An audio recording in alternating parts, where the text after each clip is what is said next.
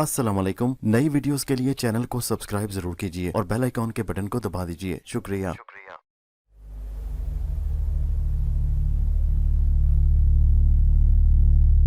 दोस्तों, आज हम आपके लिए लेकर आए हैं एक सिलसिलावार कहानी जो मेरी यानी हैदर की अपनी लिखी हुई कहानी है। ये दरअसल एक पुलिस वाले नौजवान की कहानी है जो गलत रास्तों पर चलकर तबाही और बर्बादी का शिकार हुआ। उम्मीद है कि मेरी लिखी हुई ये कहानी आपको जरूर पसंद आएगी। आज इस कहानी की पहली किस्त पेश की जा रही है। पेश खिदमत है कहानी वो कौन थी का पहला हिस्सा। मेरे पुलिस में भर्ती होने से मेरे वालिद साहब कोई खास खुश नहीं थे, मगर चाचा के तो पैर जमीन पर नहीं पड़ रहे थे। पुत्र दिलावर, तू नहीं जानता गांव में हमारी कितनी इज्जत और टोर बन जाएगी। चाचा कादर की खुशी दीदनी थी, मगर अब्बा वो नहीं। वो शुरू से ही दयानतदारी और ईमानदारी के कायल थे। पुलिस की नौकरी को अच्छा नहीं समझते थे। मेरे एफए करने पर उनकी ख्वाहिश थी कि मैं मजीद आगे पढ़कर टीचिंग करूं, मगर मैं सारी जिंदगी उनकी तरह नहीं गुजारना चाहता था। कसम पुरसी के हालात मुझे पसंद नहीं थे। मैं ऊंची उड़ान उड़ना चाहता था। वैसे हमारी जिंदगी कसम पुरसी की तो नहीं थी। जमीनों की वजह से घर में खासी खुशहाली थी। शायद इसीलिए अब्बा अपनी मखसूस आमदन पर खुश थे। मेरी पुलिस में भर्ती की खबर सुनकर वालिद साहब ने मुझे बुलाकर कहा, बेटा दिलावर, तू मेरी वाहिद उम्मीद है। मैं चाहता था कि तू मौल्लिम बने। अब्बा, मैं जिंदगी में कुछ हासिल करना चाहता हूँ, मुझे टीचर बनना पसंद नहीं। मैंने नखवत से जवाब दिया, मगर पुत्र, क्या हमारी ज़मीनें थोड़ी हैं? क्या हमारे लिए वो काफ़ी नहीं? मैंने हिचकिचा कर कहा, मगर अब्बा, मैं पूरा साइज ज़िंदगी गुजारना चाहता हूँ। एक ताकतवर इंसान के तौर पर ज़िंदगी में ऊंचा मकाम हासिल करना चाहता हूँ। वो इंसान जिसके आगे लोग सर झुकाएं। मैंने फौरन कहा, मगर पुत्र, उसके और भी तो तरीके हैं। मौल्लिम उस्ताद के आगे भी तो शागिर्द सर झुकाते हैं। मगर तूने जो शोबा चुना है पुलिस का, वो मुझे पसंद नहीं। मगर फिर भी तेरी मर्जी। उनके लहजे में अफसुर्दगी थी। बेटा याद रखना, मैंने सारी जिंदगी बेईमानी नहीं की और मैं चाहता हूं कि मेरा बेटा भी ऐसा ही हो। जी अब्बा, मैं जानता हूं, मैंने सर झुकाकर कहा। कहाँ ड्यूटी है तुम्हारी? उन्होंने पूछा। अब्बा, अभी तो ट्रेनिंग के कुछ महीने बाकी हैं, फिर देखेंगे कहाँ लगाते हैं मुझे। बतौर सब इंस्पेक्टर भर्ती हुआ हूँ। अच्छा बेटा, जैसे तू खुश, मगर याद रखना, अवामुन्नास लोगों को तंग मत करना, किसी की बददुआ न लग जाए। ये कहकर वो खामोश हो गए। वो ऐसे ही थे, रहमदिल, नेक इंसान, हमेशा धीमे लहजे में बात करने के आदी। आजजी तो मेरे अब्बा में कूट कूट कर भरी हुई थी। महकमा तालीम में अच्छे ओहदे पर फाइज रहे, मगर कभी अपने ओहदे का नाजायज फायदा नहीं उठाया। हमेशा ईमानदारी और असूल से काम किया। हमारी खानदानी जमीनें बहुत ज्यादा थीं। गांव में चौधराहट थी, मगर हम रिवायती चौधरी नहीं थे। वालिद साहब खामोश तबा इंसान थे, जबकि चाचा में कुछ कुछ चौधराहट मौजूद थी। मैं जानता था कि मेरे अब्बा मेरे फैसले से खुश नहीं, मगर मैं तो सिर्फ अपनी मनमानी करना चाहता था। ट्रेनिंग पूरी करने के बाद मेरी ड्यूटी अपने ही गांव के करीबी कस्बे में लगा दी गई, जहां मुझे तकरीबन 1 साल तक ड्यूटी करना थी। फिर उसके बाद किसी शहर में मेरा तबादला होना था। 1 साल जैसे तैसे करके गुजारा। कस्बे में खास ऊपर जाने के मौके नहीं थे। शहर की हवा लगते ही मैंने अपना रंग दिखाना शुरू कर दिया। मेरा तबादला निशाताबाद के पुलिस स्टेशन में हुआ और बतौर सब इंस्पेक्टर मैंने ड्यूटी का आगाज शुरू कर दिया। हमारी ड्यूटी अक्सर नाकों और चौराहों पर होती, जो अमूमन रात के वक्त होती है। शहर के हालात के पेश नज़र रात के वक्त मुसाफिरों और राहगीरों पर नज़र रखना, पूछ-गिछ हमारे फ़राइज़ में शामिल थी। हमें सख्ती से हुक्म था कि किसी को भी नाजायज़ तंग न किया जाए, मगर जिस पर शक हो उससे खूब तहकीक और पूछ-गिछ की जाए। उस रात मैं और मेरे 2 सिपाही चौराहे पर खड़े थे। रात का कोई 1 बजे का वक्त होगा कि एक आदमी चादर ओढ़े हमारे पास से गुजरा। सिपाही सिगरेट सुलगाए एक थड़े पर बैठे हुए थे। मैं पास ही खड़ा था। मेरी नज़र जो ही उस आदमी पर पड़ी, मैंने उसे आवाज़ दी, ए रुको। मेरी आवाज़ सुनकर वो एकदम से वहीं जमकर खड़ा हो गया। क्या बात है? उसने ऐसे कहा और उसके इस तरह पूछने पर मैं एकदम गुस्से में सीख पा हो गया। कौन हो तुम और कहाँ से आ रहे हो? मैंने उसे ज़रा बुलंद आवाज़ में डांट कर पूछा। ये बात तुम आराम से भी पूछ सकते हो। उसकी बदतमीजी बदस्तूर जारी थी। मेरे हाथ में डंडा था। मुझे उसका लहजा बहुत बुरा लगा। ایک پولیس آفیسر کے آگے کوئی اس طرح بدتمیزی کرے، یہ مجھ سے برداشت نہیں ہوا۔ میں نے بغور اس کا جائزہ لیا۔ شکل و صورت سے بھی کوئی بدماش آدمی نہیں لگ رہا تھا۔ میں نے ذرا سخت لہجے میں کہا، تم جانتے ہو کہ تم کس سے بات کر رہے ہو؟ ہاں جانتا ہوں، ایک پولیس والے سے۔ تو پھر تمہارا لہجہ ایسا کیوں ہے؟ میں نے اسے گھور کر کہا۔ کیا مطلب کیسا لہجہ؟ ابھی لفظ اس کے منہ میں ہی تھے کہ میں نے زور سے ڈنڈے والا ہاتھ گھمایا اور ڈنڈا اس کی پشت پر رسید کیا۔ درد سے اس کی چیخ نکل گئی۔ زوردار ڈنڈا کھا کر جیسے وہ پاگل ہو گیا۔ اس نے مجھ پر جھپٹ کر حملہ کر دیا۔ میرے سپاہی دور کھڑے یہ سب دیکھ رہے تھے۔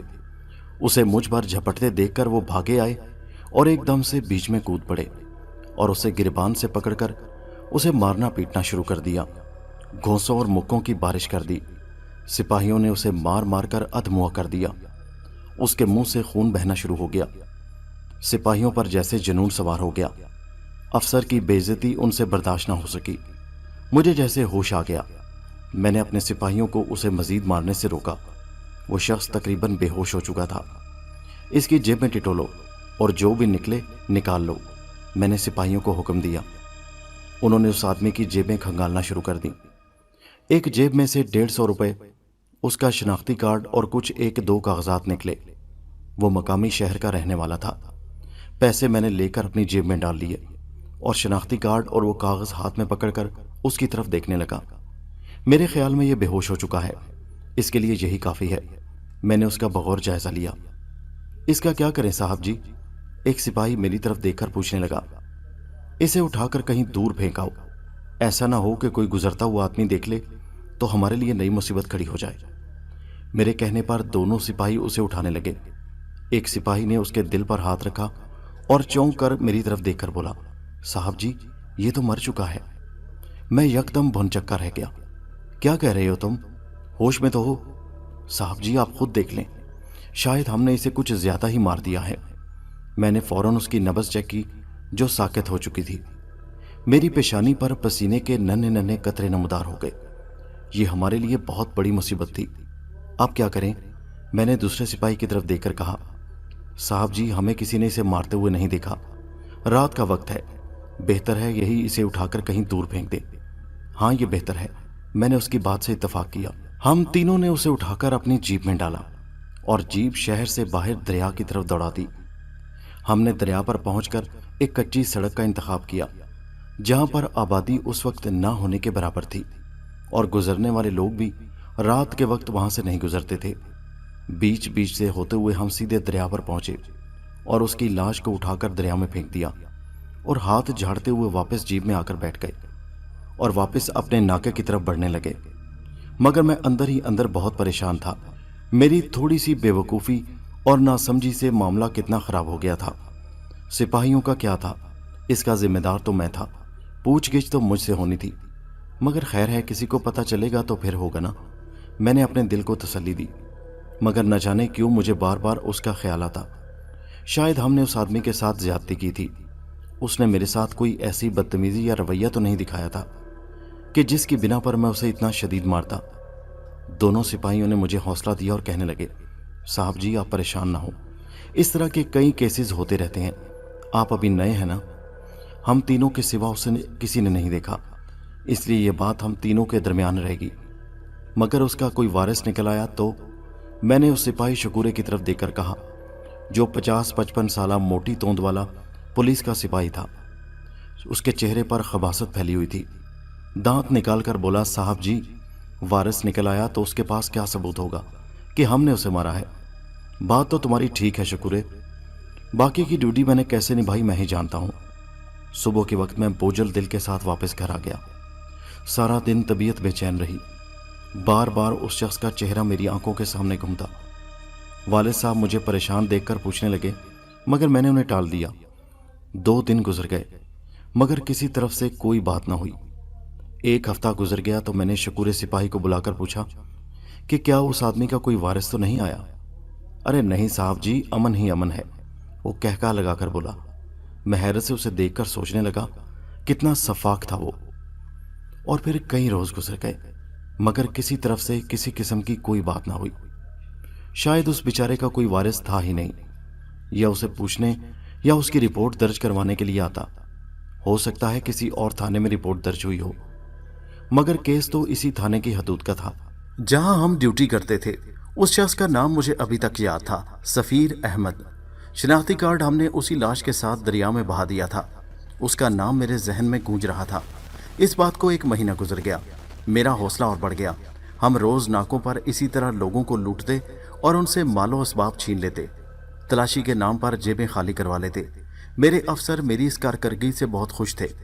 शायद सिपाहियों से उन्हें ड्यूटी की तफसीलात मिल जाती थी, क्योंकि मैं अफसरान से अभी इतना फ्री नहीं हुआ था। एसपी मंजूर खान ने तो मेरे खास मोहतरफ थे। अक्सर मुझे बुलाकर मेरी तारीफों के पुल बांधते। शकूरा आहिस्ता आहिस्ता मेरी ट्रेनिंग कर रहा था। एक पुराना घाघ सिपाही था। उसे शायद अफसरान ने यही टास्क दिया था कि इसे तमाम बातें समझाओ कि यहाँ कैसे चलना है, कैसे ड्यूटी करनी है। सफ़ीर अहमद का कत्ल मेरे जहन में कभी कभार कचोके लगाता रहता, मगर मैं अपने ज़मीर को थपक थपक कर सुला देता। मैं दिन ब दिन अपने काम में माहिर होता जा रहा था। शकूरा मेरे इशारे तक समझने लगा। किस घर में कौन कौन रहता, जराइम पेशा अफराद के ठिकाने कहाँ थे, हमें सब तफसीलात मालूम होती। उनसे तोहफे तहाइफ लेने का काम शकूरे का होता। उन तहाइफ की तकसीम भी शकूरे और उस जैसे चंद और सिपाहियों की होती, और उन तोहफों के एवज हम उनके कामों में रुकावट नहीं बनते थे। मुझे तमाम जुए के अड्डों का इल्म था। जीरे का अड्डा, उस्ताद नज़र का अड्डा और माइकल का जुआ खाना, तमाम की तफसीलात मुझे मालूम थीं, मगर हम सही मायनों में उनके सरपरस्त थे। हमें हमारा इनाम तवातर से मिलता रहता और हम सिर्फ गरीबों और बेकसूरों को डांटते डपटते रहते। इस तमाम खेल में मेरी जेबें भरी रहती। मुझे बहुत खुशी थी कि मैं एक ईमानदार अफसर के तौर पर जाना जाने लगा, क्योंकि मैं आम अफराद के सामने भीगी बिल्ली बना रहता। मगर हमारी तमाम कारस्तानियाँ रात के वक्त होती। उस वक्त हम ड्यूटी पर मौजूद होते। सर्दियों की शुरुआत हो चुकी थी। हम लोग चौराहे पर जीप के दरवाजे बंद किए अंदर हीटर ऑन करके आराम से बैठे थे कि मुझे अचानक ऐसा महसूस हुआ जैसे बाहर से कोई औरत बुर्का में लिपटी हुई वहां से गुजरी हो। शकूरा सिगरेट का धुआं उड़ा रहा था, मगर मेरी नज़रें जीप से बाहर टिकी थी। मैंने उन दोनों को चुप रहने का इशारा किया और चुपके से जीप का दरवाज़ा खोलकर बाहर निकल आया। शकूरा और जेदा मेरे साथ आने लगे, मगर मैंने उन्हें इशारे से मना कर दिया। औरत आहिस्ता आहिस्ता कदम उठाती सामने की गली में दाखिल हो गई। मैं हैरान था कि रात के इस पहर बाहर निकलने वाली ये औरत कौन थी। मैं फौरन जीप से नीचे उतरा। शकूरा और जेदा भी मेरे साथ नीचे उतरे और कहने लगे वो कौन थी, मगर मुझे क्या मालूम कौन थी। मैंने उन्हें फिर खामोश रहकर जीप में बैठने का इशारा किया और मैं खुद तेज तेज कदमों से चलता हुआ गली की तरफ चल पड़ा। औरत गली के अंदर गुम हो चुकी थी। छोड़ूंगा नहीं इसे मैंने जेरे लब बुड़बुड़ा कर कहा। दूर दूर गलियों में वाहिद एक बल्ब रोशन था, जिसकी रोशनी में मुझे गली के अंदर जाती हुई वो नजर आ रही थी।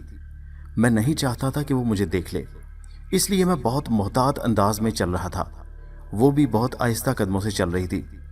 चलते चलते वो एक मकान के आगे रुक गई और एक हाथ दीवार पर रखकर पीछे मुड़ी। मैं एकदम से एक छोटे से सतून की आड़ में हो गया जो मकान के बाहर था। जब उसे यकीन हो गया कि कोई उसका पीछा नहीं कर रहा तो वो दोबारा आगे बढ़ गई। वो गली में आगे ही आगे चलती जा रही थी और मैं मुसलसल उसके पीछे था। मैं अंधेरे का फ़ायदा उठा रहा था। चलते चलते मुझे अंदाज़ा हुआ कि औरत आहिस्ता आहिस्ता इसलिए चल रही थी क्योंकि वो हल्का हल्का सा लंगड़ा रही थी। शायद उसका एक पाँव या टांग जख्मी थी। गली के आगे काफ़ी आगे जाकर दाएं तरफ मुड़ गई। गली के मोड़ पर उसने रुककर दोबारा पीछे देखा। मैं एकदम से दीवार के साथ लगकर खड़ा हो गया। वो दाएं तरफ गली में मुड़ गई। मैं मुसलसल उसका ताक़ुब कर रहा था। मेरा मकसद था कि मैं एक मर्तबा उसका ठिकाना देख लूं, फिर उसका कुछ करेंगे। जब मैं गली के मोड़ पर पहुंचा तो मैं हैरान रह गया, क्योंकि गली आगे थोड़ा सा जाकर बाएं और दाएं दोनों तरफ मुड़ रही थी और मुझे अंदाज़ा नहीं था कि वो आगे जाकर किस तरफ चली गई थी। मैं दबे पांव आगे बढ़ा। जहां दोनों मोड़ थे वहां मैंने पहुंचकर सर घुमाकर पहले दाएं तरफ देखा। गली मुकम्मल खाली थी। बाएं तरफ देखा तो वो मुझे जाती हुई नजर आई। आगे गली जाकर नीचे ढलान की तरह नीचे उतर रही थी। मैं उसके पीछे पीछे चलने लगा। थोड़ी दूर जाकर गली खत्म हो गई और आगे खुला मैदान शुरू हो गया। गली मैदान में उतरकर ख़त्म हो जाती थी। आगे कच्चा रास्ता शुरू हो जाता था। अब मेरे लिए ज़रा सी मुश्किल थी, मगर अब भी अंधेरे का भरपूर फ़ायदा उठा रहा था। मुझे थोड़ा सा खौफ भी आने लगा, क्योंकि बाहर खुला मैदान देखकर मैं डर सा गया था। वहाँ पर मकानों का सिलसिला ख़त्म हो जाता था और ना ख़त्म होने वाले तवील मैदान थे, क्योंकि ये शहर का आखिरी किनारा था। आखिरी हिस्सा था, इसलिए मुझे मालूम नहीं था कि ये आबादी अब कहाँ तक ख़त्म होती थी। औरत मुसलसल लंगड़ा लंगड़ा कर चल रही थी। आगे आगे थोड़े थोड़े दरख्तों का सिलसिला शुरू हो गया और फिर आगे रेलवे लाइन नजर आना शुरू हो गई। रेलवे लाइन मैदान से बहुत ऊंची थी क्योंकि उसे मिट्टी और पत्थरों के ढेर पर बनाया गया था। मेरी उस वक्त हैरत की इंतहा न रही जब औरत लाइन के करीब पहुंचकर रुक गई और फिर नीचे बैठ गई। मैं एक दरख्त की ओट में होकर सारा माजरा देख रहा था। मुझे तजस्सुस था कि वो कौन थी। शायद कोई फाहिशा, कोई वहशी औरत जो रात के इस पहर कहीं से आ रही थी या कहीं जा रही थी, या फिर कोई जराइम पेशा गिरोह की रुकन। हर किस्म के ख्यालात मेरे जहन में उसके बारे में आ रहे थे क्योंकि हमारा पेशा ही ऐसा था। हमारा रोज़ इन जैसे लोगों से वास्ता पड़ता रहता था। और सच्ची बात तो यह है कि मेरे जहन में उस वक्त यही बात थी कि उससे पकड़कर कुछ ना कुछ फ़ायदा लिया जा सकता है। अगर कोई फाहिशा औरत है तो फिर हम उससे महाना हिस्सा वसूल कर सकते हैं, और अगर जराइम पेशा है तो फिर भी उससे बातचीत हो सकती है, और अगर दोनों सूरतें नाकाम हुई तो मैं उसे पकड़कर थाने में बंद कर दूंगा। मुझे समझ नहीं आ रहा था कि वो रेलवे लाइन के करीब जाकर बैठ क्यों गई थी। और फिर मेरी उस वक्त हैरत की इंतहा न रही जब मैंने सुस्त रवि से आती हुई मालगाड़ी देखी, जिसकी तेज़ लाइट से पूरी की पूरी लाइन की पटड़ी चमक रही थी। मालगाड़ी बहुत धीमी रफ्तार से आ रही थी, मगर फिर भी वो औरत मालगाड़ी के गुजरने के बाद ही उस लाइन को क्रॉस करना चाहती थी। मालगाड़ी ने गुजरने में बहुत देर लगा दी। जब मालगाड़ी का आखिरी डिब्बा भी नज़रों के सामने से गुजर गया तो वो औरत आहिस्ता से उठी, इधर उधर देखा और फिर लाइन के ऊपर चढ़ने लगी। चंद ही सेकंड्स में वो ट्रेन की पटड़ी पार करके दूसरी तरफ उतर चुकी थी। मैं हैरान था कि अगर उसकी टांग जख्मी थी या पाँव में जख्म या कोई मोच थी तो फिर वो कैसे इतना फासला पैदल तय करके आई थी। मैं भी तेज़ तेज़ कदमों से लाइन की तरफ बढ़ने लगा, मगर लाइन के ऊपर चढ़कर मेरी हैरत की इंतहा न रही जब मैंने देखा कि वो कहीं भी नज़र नहीं आ रही थी। उसे ज़मीन खा गई या आसमान खा गया। हल्की सी चांद की चांदनी में उसका वजूद कहीं नज़र नहीं आ रहा था। मैं शदीद उलझन का शिकार हो गया। अभी चंद लम्हे मेरी नज़रों के सामने वो इसी जानिब उतरी थी, फिर वो कहाँ गायब हो गई। मैं पटड़ी से उतरकर नीचे इधर उधर देखता रहा। काफ़ी आगे तक खुला मैदान था और फिर आगे इक्का दुक्का मकानों का सिलसिला, और फिर आगे पीछे हरे भरे दरख्त, मगर इतनी देर में वो उन मकानों या दरख्तों तक नहीं पहुंच सकती थी। फिर वो गई कहाँ? मैं काफ़ी देर इधर उधर उसे ढूंढता रहा, मगर कोई सिरा न मिला। मायूस होकर मैं वापस लौट आया कि हो सकता है मेरे इतनी देर लगाने से जेदा और शकूरा परेशान होंगे। गलियां आगे सन्नाटे का मंजर पेश कर रही थी और मैं हैरान था कि वो कितनी बहादुर थी जो रात के इस वीरानी और सन्नाटे में भी बेखौफी से चली जा रही थी। जेदा और शकूरा वाकई परेशान थे। साहब जी कहाँ रह गए थे आप? शकूरा मुझे देखकर परेशानी के आलम में बोला। अरे बस यार, उसी का पीछा कर रहा था। मगर साहब जी हमें बताते, हम भी आपके साथ चलते। नहीं यार, मैं अकेला देखना चाहता था कि वो कहाँ जाती है, मगर अफसोस कि मैं उसका ठिकाना ना देख सका। चलें साहब, दुआ करें कि कल हमें फिर नज़र आ जाए। अगर नज़र आ गई तो हम उसे यहीं पकड़ लेंगे। नहीं, कोई ज़रूरी नहीं कि वो कल भी हमें नज़र आए। मुझे तो आज मौका नहीं मिलना, वरना मैं आज ही उसे पकड़ लेता। मगर पता नहीं वो ट्रेन की पटड़ी पार करने के बाद कहाँ गायब हो गई। अगर मुझे दोबारा मौका मिला तो इस बार मैं उसे नहीं छोड़ूंगा। मैंने कहा। जेदा और शकूरा अपनी खुशगपियों में गुम हो गए, मगर मेरा जहन तो मुसलसल उसी औरत की तरफ लगा हुआ था कि वो कौन थी। जवान थी, बूढ़ी थी, कौन थी? मैं उस बारे में कुछ जानता नहीं था, मगर उसने मेरे जहन को उलझा कर रख दिया था। अगली रात फिर हम वहीं बैठे थे, मगर वो मुझे नज़र ना आई। अभी तक वो नहीं आई थी। गैर इरादी तौर पर मेरा ध्यान उसी तरफ लगा रहा। 4 बजे तक ड्यूटी करते रहे और उसके बाद फिर हम अपने घरों को लौट गए। सरकारी तौर पर सुबह 8 बजे तक हमें वहाँ ड्यूटी करने का हुक्म था, मगर 4 के बाद चूँकि मस्जिदों में आमदोरफ्त शुरू हो जाती, नमाज का वक्त हो जाता और अलल सुबह के कारोबारी हजरात आने जाने लगते, इसलिए हम बेफिक्री से अपने अपने घरों को चले जाते। इस बात को 3-4 दिन गुजर गए और फिर उस रात दोबारा मुझे वो नज़र आ गई। मेरे कान एकदम खड़े हो गए। मैंने शकूरे और जावेद को इशारा किया कि मैं इसके पीछे जा रहा हूँ। शकूरा और जावेद बोले, हम भी आपके साथ जाएंगे साहब जी, मगर मैंने उन्हें मना कर दिया। औरत गली में उतरी और दोबारा उन्हीं रास्तों पर चलने लगी। वो गलियां पार करके मैदान में पहुंच चुकी थी और मैं मुसलसल उसका पीछा कर रहा था। आज मैंने जानबूझकर फासला ज़रा कम रखा था। आज मैं उसे गुम होने का मौका नहीं देना चाहता था। ट्रेन की पटड़ी तक पहुंचकर वो रुकी नहीं, चढ़ती चली गई और एकदम देखते ही देखते लाइन पार कर गई। मैं तेज तेज कदमों से पीछे पीछे था और ट्रेन की पटड़ी से परे मुझे वो जाती नजर आ गई। मैं लाइन से नीचे उतर रहा था कि उसने पीछे मुड़कर देखा। मुझे महसूस हुआ कि उसने मुझे देख लिया था। इस बात का अंदाजा मुझे हो चुका था, मगर मैं फिर भी रुका नहीं और तेज तेज कदमों से मुसलसल उसके पीछे भागने लगा। मुझे भागते देखकर वो भी तेज हो गई, मगर मैंने फौरन उसके करीब जाकर उसे पकड़ लिया। रुको, रुक जाओ, मैं चिल्लाया। वो रुकी नहीं। मैंने दौड़कर उसे पकड़ा। कौन हो तुम, बोलो, जवाब दो। मैंने चेहरा अपनी तरफ उसका घुमाया। उसने चेहरा अपना नकाब में ढांप रखा था। उसकी आंखें नकाब के अंदर से झांक रही थी। मैंने नकाब हटाया तो चांदनी रात में उसका हसीन चेहरा देखकर भौंचक्का रह गया। वो बहुत हसीन थी। उम्र यही कोई 30-32 के करीब होगी। कौन हो तुम? इस बार मेरा लहजा कुछ नरम हो गया। वो खामोश नजरों से मुझे देख रही थी। बोलो ना, जवाब दो। वो कुछ देर मुझे देखती रही और फिर बोली, मैं नाज हूं। कौन नाज? रात के इस पहर कहाँ जाती हो रोज, और रहती कहाँ हो? मेरे सवाल पर वो धीमे लहजे में बोली, जाओ बाबू, अपना काम करो। सुनो, मैं तुम्हें गिरफ्तार भी कर सकता हूँ, शक की बिना पर। क्या तुम कोई तखरीबकार या जराइम पेशा हो? इस बात पर वो खिलखिलाकर हंसी। उसकी हंसी में इतनी खनखनाहट थी कि मैं दंग रह गया। तो कर लो बाबूजी गिरफ्तार मुझे, मेरी बात का जवाब दो, मैंने कहा। और अगर ना दूं तो? इस बार वो गुस्से में आ गई। तुम्हारा घर कहाँ है, मैंने पूछा। मैं उसका गुस्सा नजरअंदाज करते हुए बोला, चलो आओ तुम्हें दिखाऊं अपना घर। वो आगे चल पड़ी और मैं उसके पीछे पीछे चलने लगा। आगे रास्ता मजीद वीरान होता जा रहा था। इक्का दुक्का झुग्गी नमा मकान जो गरीब लोगों ने वीराने में बना रखे थे वो दूर दूर नजर आ रहे थे। दरख्तों के झुंड के पास पहुंचकर वो रुक गई और फिर मेरी तरफ देखकर बोली, डरना मत, मेरे पीछे पीछे आना। हम लोग दरख्तों के झुंड में दाखिल हो गए। पगडंडी पर चलते चलते आगे छोटी छोटी ढलानें शुरू हो गई और फिर एक ढलान से नीचे उतरने लगे हम। ढलान के नीचे एक कच्चा मिट्टी का छोटा सा मकान था जो शायद उसी ढलान को खोद कर बनाया गया था। कमाल है, ये तुम्हारा घर है? मैंने हैरान होकर उस मकान की तरफ देखते हुए कहा। हाँ, मेरा घर है, वो मेरी तरफ मुड़कर बोली। मैं कोई जराइम पेशा नहीं हूं बाबू, वो बोली। तुम रोज शहर क्यों जाती हो इस वक्त, मैंने पूछा। वो हंसकर बोली, ये एक राज है जो मैं तुम्हें नहीं बता सकती। अच्छा, मैं तंजिया लहजे में बोला, चलो मेरे साथ। मैंने उसे जूं ही पकड़ने के लिए हाथ बढ़ाया। मुझे ऐसा महसूस हुआ जैसे मैंने बिजली की नंगी तारों को छू लिया हो। मैं एक झटका खाकर पीछे हटा। कौन हो तुम, मैं हकला कर बोला। एक आम सी औरत हूं बाबूजी, वो बदस्तूर मुस्कुराकर बोल रही थी।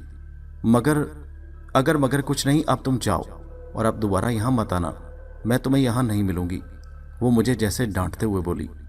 चलो, तुम्हें मेरे साथ थाने चलना होगा। दरअसल मैं दिल ही दिल में उसकी खूबसूरती पर लट्टू हो चुका था और चाहता था कि उसे दिन की रोशनी में भी देखूं, अपने साथ ले जाऊं। देखो, मैं तुम्हारे साथ नहीं जा सकती, मैंने झंझलाकर कहा। तुम्हें चलना होगा। अच्छा, जबरदस्ती है क्या, वो सवालिया अंदाज में बोली। हाँ, तो फिर ले जाकर दिखाओ। मैं पहले ही झटका खाकर पीछे हटा था। मैं इस बार उससे झटका नहीं खा सकता था।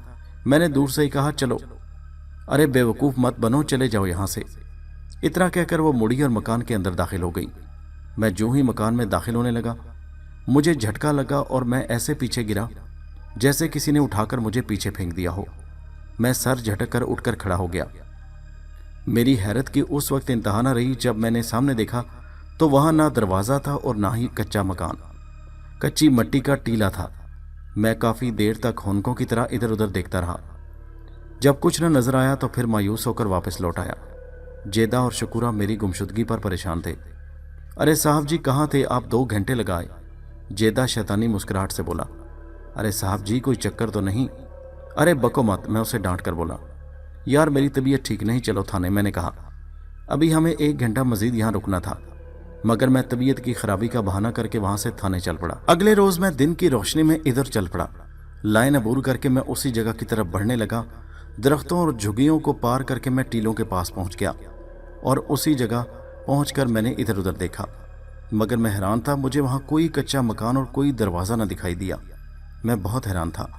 मैं काफ़ी देर तक दीवानों की तरह उधर फिरता रहा, मगर मुझे कुछ न मिला। मायूस होकर लौटने लगा तो झुग्गियों के पास एक बूढ़ा बकरियां चराता नजर आया। मैंने कहा, सुनो बाबा। मैंने उसे पुकारा। जी साहब जी, बूढ़ा बोला। बाबा, यहाँ पीछे कोई मकान है जहाँ एक बुर्का पोश औरत रहती है। बाबा हैरान नज़रों से मुझे देखकर बोला, बाबू वहाँ तो कुछ नहीं। मकान तो यहाँ है नहीं, हमारी ही सिर्फ 2-4 झुग्गियाँ हैं। मैं समझा शायद बुढ़ा सिठिया गया है। मैं सर हिलाकर वापस आ गया। अगले कई रोज तक वो मुझे दिखाई न दी। मुझे उसका बेचैनी से इंतजार था। मैं उस औरत की मोहब्बत में गिरफ्तार हो चुका था। वो जराइम पेशा थी, फाहिशा थी, जो भी थी उसमें एक खास खिंचाव था, एक मगनातीसियत थी जो मुझे अपनी तरफ खींचती।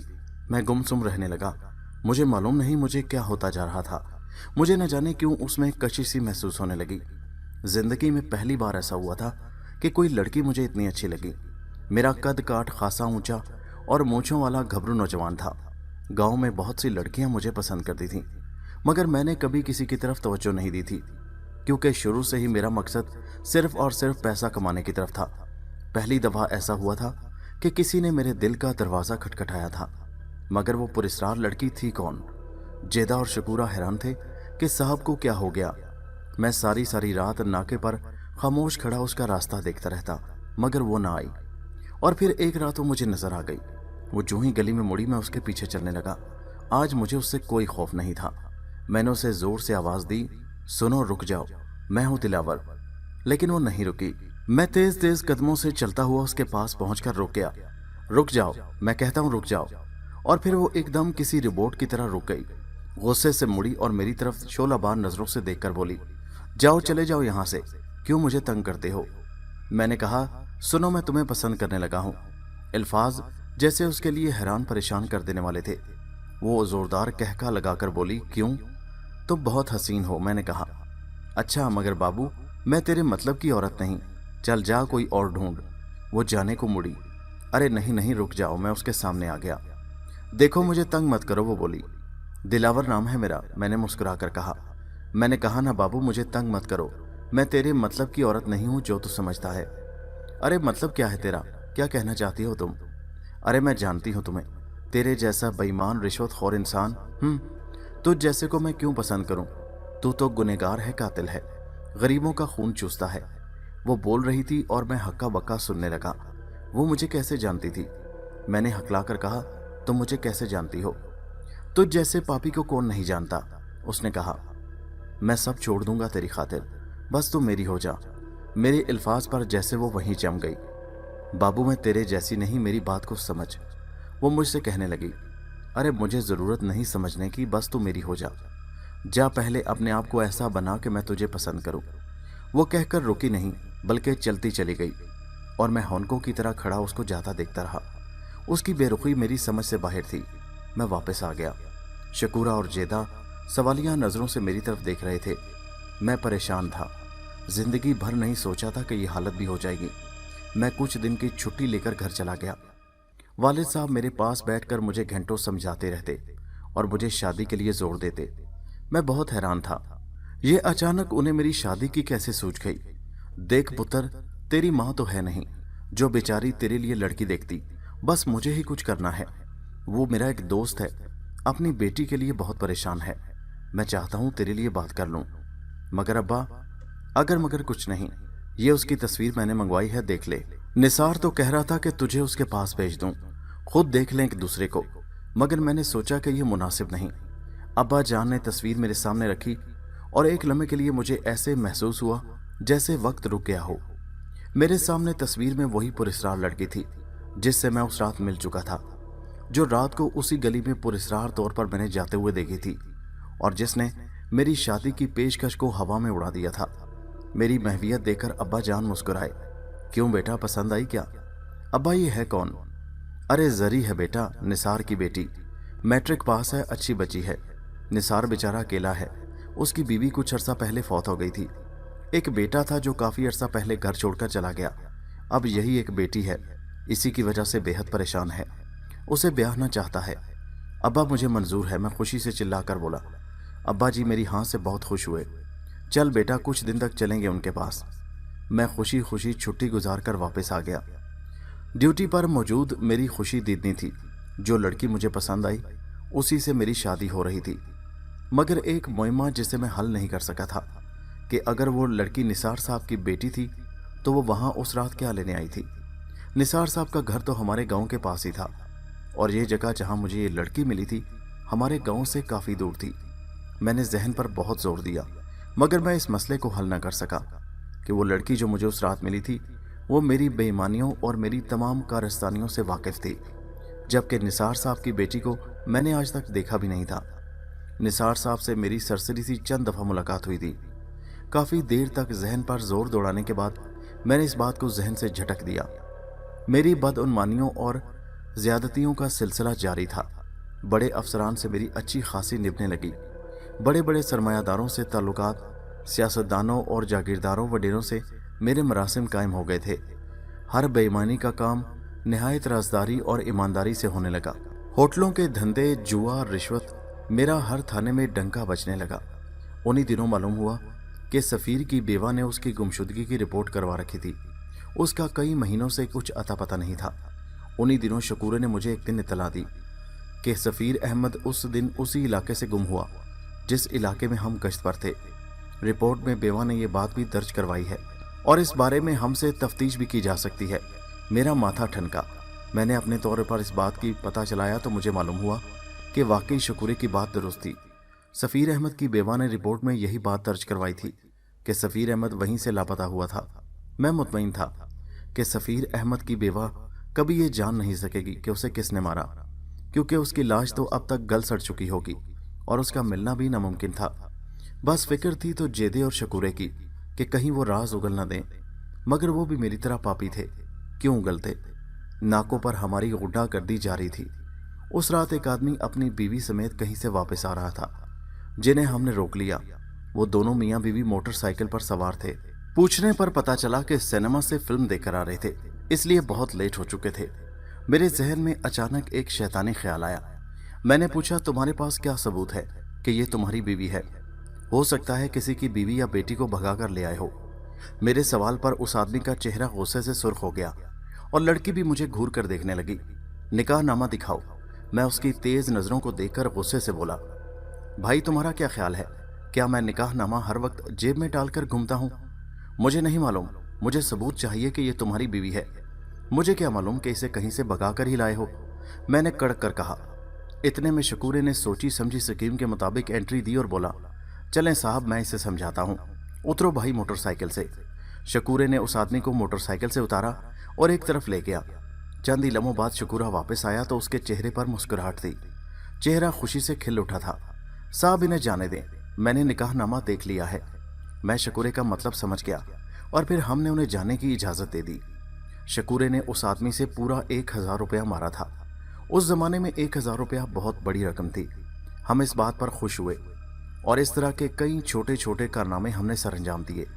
मैं घर गया तो वालिद साहब बोले, दिलावर बेटा तैयार रहो, हमें एक आध दिन में निसार के घर जाना है। उसकी सेहत ठीक नहीं रहती। वो अपनी बेटी के फर्ज से जल्द सुबकदोश होना चाहता है। अब्बा की बात पर मैं हसीनो जमील जरी के ख्यालों में खो गया। दोस्तों, ये कहानी अभी जारी है। इसका अगला हिस्सा नेक्स्ट वीडियो में मुलाहिजा कीजिए, जिसका लिंक इसी वीडियो के नीचे डिस्क्रिप्शन में मौजूद है। और हमारे चैनल हैदर वॉइस को सब्सक्राइब जरूर कीजिए। शुक्रिया।